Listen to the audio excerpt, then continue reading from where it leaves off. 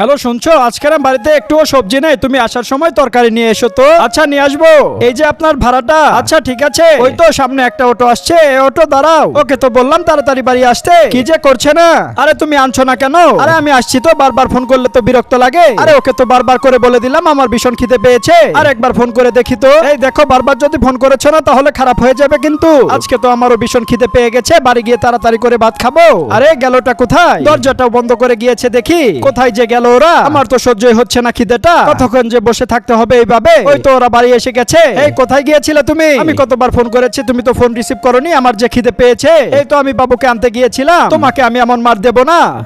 এই দুইটা ছবির মধ্যে যে কোনো একটি ছবি পছন্দ করে থাকলে ভিডিওতে লাইক করে চ্যানেলটি সাবস্ক্রাইব করে দাও। আর যদি এগুলো না করো তাহলে আমি ধরে নেব তোমার কাছে দুইটা ছবির মধ্যে একটাও পছন্দ না। আর কমেন্টে লিখে যাও 1 না 2।